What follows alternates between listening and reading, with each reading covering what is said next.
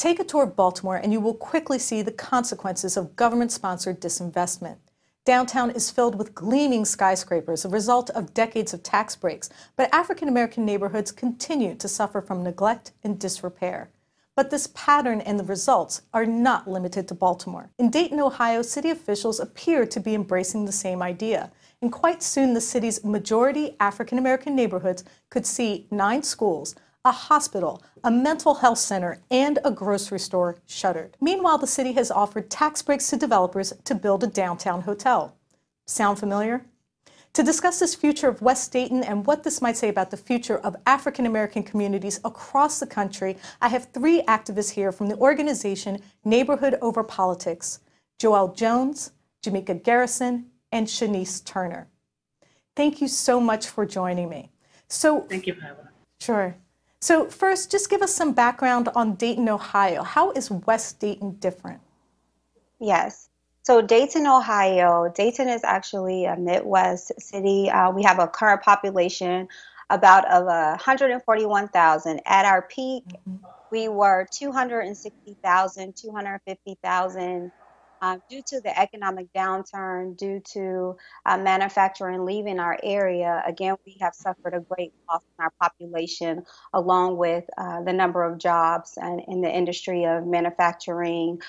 So currently, as stated, we are experiencing 141,000 total residents in the Dayton area. We were about 52, 55 square miles. We're just north of Cincinnati. We're actually about 55 miles north of Cincinnati, Ohio. And with that, we've seen some challenges with our population.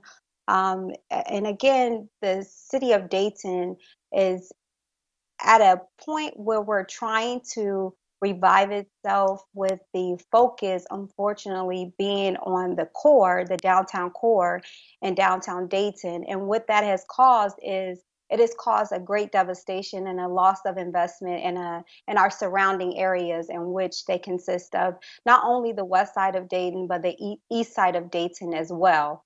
So again, there has been a lot of great emphasis on the core, and we noticed that this is a trend across the country that a number of metropolitan areas are experiencing.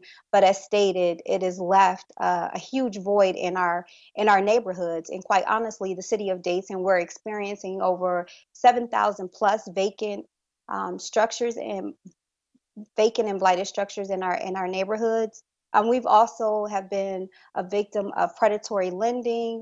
The list goes on and on. We suffered tremendously through the economic downturn. And so right now we're just really trying to rebound, and that the residents are still of value, and that we need to really truly have an equitable plan in place, where we are seeing equitable development, not just focusing on downtown, but making sure that our neighborhoods are, again, seeing some equal, if you will, equal distribution in terms of how our federal and state funds are being spent. Sure.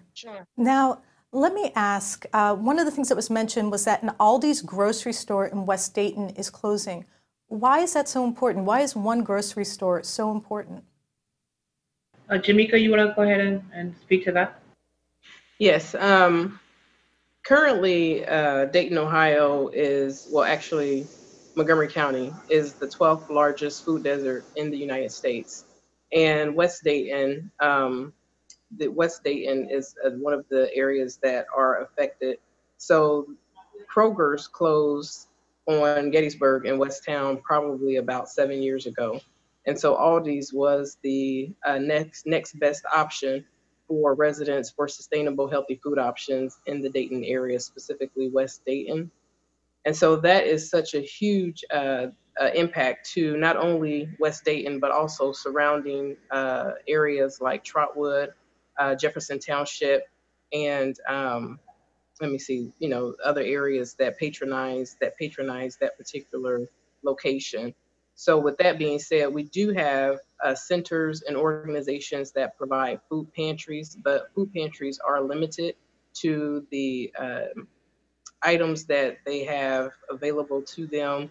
If someone wanted to actually do a large grocery store shopping for the week, they would have to go probably about 5 to 7 or 10 miles to the closest store, which would be Kroger's located on Siegenthaler. And if you look at the demographics of the residents in that particular quadrant and in the city of Dayton as a whole, transportation is one of the #1 barriers. So now you have people who used to be able to walk or will still be able to walk to Aldi's through the end of April of this year, will now have to figure out what alternatives they can utilize, which may mean an additional hit to their budget. And it may mean for them to be a little bit more creative when it comes to carpooling, or when it comes to catching a bus, they may have to do a different route. And I heard another young lady who did an interview. She said that she may even have to do a cab or do Uber, because catching the bus, there's a limited amount of grocery bags that you can carry when she has her children with her as well. And so those are some of the things that are impacting our citizens, primarily on the west side of Dayton. Well, just to add to that, I'm sorry, go ahead. I just wanted to add to that. And one of the reasons you asked the question, like, why is it such a problem? And Jamika did talk to that. But I wanted to add to that is that this community everyone is not supported by subsidies. Okay. These are people who are working 40-hour or more hours a week at a job. Okay. And the fact that city leaders, or the thought that you may even have to grocery shop at a food pantry is unacceptable. Now, we do have an issue with livable wages in this community as a whole, but we're talking about people who get up every day, go to work, send their kids to school, pay their rental mortgage, and they no longer, after the end of the summer, will have a viable option to feed their family without going, like Jamika said, 10 miles away. That's huge. It is. Now, why is West Dayton losing its hospitals and mental health care centers as well? Well, in regards to the hospital, we've been in conversation with leadership who made those decisions, and the community is still in that process. Their rationale for that is that they don't have enough occupancy, and that their profit margin is no longer acceptable. So the hospital may need to close. Now, here's the big issue about this. This structure, this hospital, has been, of course, an anchor in the community for decades. And it's not just about providing viable health care for a community. It's about what that particular corner means to the economic viability of its community that has already been stripped of almost everything.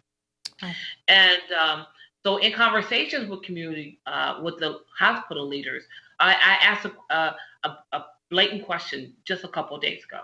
Okay, so you are not able to make a profit margin that is acceptable to your board members. Why not sell the hospital to another hospital who may be able to come in and make a profit margin and offer, and so that the people in that community can still have healthy options? And what was told to me, to my face, was that that was not an option because it meant competition. Wow. So what do you think is the point of this disinvestment and this series of closures? Well, this is, like you said earlier, Taya, this is a trend across the nation when it comes to urban communities, and the widening of the wage gap between the rich and the poor, and how companies view their bottom line profits. Is it profitable for me to locate my business and thrive in urban neighborhoods where people are barely making it? Not because, again, that they're on some type of government assistance, but because the wages that they are making are not comparable to the suburban neighborhood. And so in these communities, there is this rush, like we've been talking about, to disinvest. We have our speculation. We believe that is the disinvestment of that community so that gentrification can begin to take place. It's just a trend, it's a pattern that has happened all over the country. It's happening in Baltimore, as you see. West Dayton has some of the most beautiful views downtown and has wonderful housing stock in spite of all the blighted housing, and some of the most beautiful thoroughfares. If we can put that type of attention into our communities in the west and east side of Dayton, as we do downtown, things will start to look much different. But that's something that hasn't happened. Right. Now, in my city, Baltimore, city officials gave out a $600 million TIF, tax incremental financing incentive, to a billionaire named Kevin Plank after the Baltimore uprising was caused by the police custody death of Freddie Gray. Have you seen developers in Dayton receive tax incentives like that? Yes. It has been a huge trend in our downtown area. Again, the focus has been on the core in downtown Dayton. And so what we've seen is a lot of out-of-town investors, developers that are literally buying up large parcels of land. And with that, they are receiving tax abatements. And so what we're essentially doing is, and we use the term often, is that we're essentially robbing from our public school district, we're robbing from our community as a whole. And so what we've called for on a number of bases, we've asked to put in place policies, a community benefits policy, so that we can start to see equitable development. Well, I would just advise you, Baltimore did create an inclusionary housing law in order to ensure that developers who are given tax breaks actually make units that your average resident in Baltimore can afford, but that law hasn't been adequately enforced. So I would just warn you about what's happening here in Baltimore City. Yes. You don't want the same thing to happen in Dayton. Now, Joelle, you said something interesting during a TEDx talk. You said bulldozers and cranes have a language of their own, that they have a message to urban communities. What message is that? Well, when we see bulldozers in the urban community, that means tearing down, right? That means the removal of the old. What we don't see happening at the same time, we don't see cranes, which is a rebuilding, the re-energizing these communities. We see bulldozers. We don't see enough of them, as a matter of fact, in our community. But we don't see the cranes. We see the cranes downtown. And so when you see cranes, you become excited because you know something fresh and new is coming. When you drive through some of our neighborhoods, Taya, and I kid you not, just like in Baltimore, it really looks like a war zone. And it's not because of shootings. It's because we have homes that are literally one house you can see from the front to the back of the next street. And these homes burnouts, and our kids are going by these streets. So when I talk about bulldozers and cranes, bulldozers aren't necessarily bad, but you have to have a crane in there also to revive that community. And that is what is not happening in West and East Dayton. Now, the mayor of Dayton is a Democrat. How has the Democratic Party responded to the needs of citizens in West Dayton? Well, you know, that's an interesting question. Yeah. Well, I'm sure they're going to chime in. We don't look at this as a Democrat or Republican issue, Taya. Okay. We do have a mayor who is a Democrat, and the Democratic Party is likened to be more progressive and more equitable when it comes to serving people who are from a lower socioeconomic status. So we don't look at her as just as the Democratic mayor. We look at her as the leader, even though we do not have a strong mayoral government here in the city of Dayton. We have a city manager form of government. We look at her as a leader, the cheerleader for the entire community. And I will just go out on the limb and say, you know, as a Democrat, I do expect more from my party. Since they are in charge, you would think that more would happen to level the playing field for our community, which doesn't seem to be the case. 9 schools are slated to close. How would that impact the families of West Dayton? So that's the question. Yeah, tremendously. I think we all know that, right? The closing of 9 schools. So we have here in Dayton, you know, these schools, and some of the schools have 25, 27, 31 kids in the classroom. So by closing 9 schools on the west side, so let me back up. Dayton Public Schools built itself out as a school district that embraced community schools, neighborhood schools, if you have. And so the neighborhood school centers were supposed to be more than just a school. They were going to be open up to the entire community. So by closing these 9 schools, now let me back up again.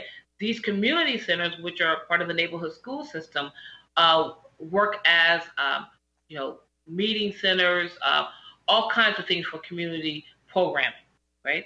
So when the schools are closed, not only are we pushing these kids into other school systems, other school buildings rather, where we're going to up the classroom, but we're also shutting down that sense of community that the public school system said they built themselves upon, neighborhood schools. But here's the issue. The issue is that our school system is second to last in the entire state. Right. The entire state. Out of 600 and something school districts, Dayton Public Schools is second to last, unfortunately. We know that is a trend in a lot of urban centers.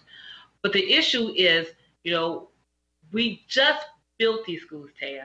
These schools are about 9 to 10 years old. Wow, they're practically brand new. They're every school that they want to close is a brand new building. That's incredible. And so when we talk about closing these schools, we're talking about moving these kids from the west side to more east side schools, or overcrowding the remainder of the west side schools in a school district that already has a reputation of academic failure. Now, I don't think you have to be a genius to see that this is a recipe for disaster. Right.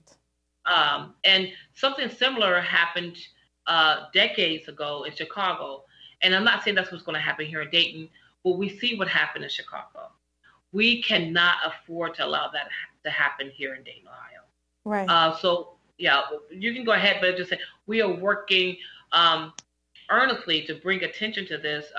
I am trying to force my way on the task force so that there can be another voice. There's a lot of resistance for that. Unfortunately, you would think that you would want to have a cohesive community conversation about an issue that is so impactful. You know, I think you make such an excellent point. Baltimore City has certainly suffered from politicians who have used Baltimore City and its problems as their own personal springboard for their own political ambitions. And I think you're so right about holding these politicians accountable and making sure that you actually get politicians who care about the community that they claim they want to serve. Absolutely. I want to thank you, my guests from Neighborhood Over Politics, Joelle Jones, Jamika Garrison, and Shanice Taylor, for joining me in this important discussion on gentrification and how residents can stand their ground.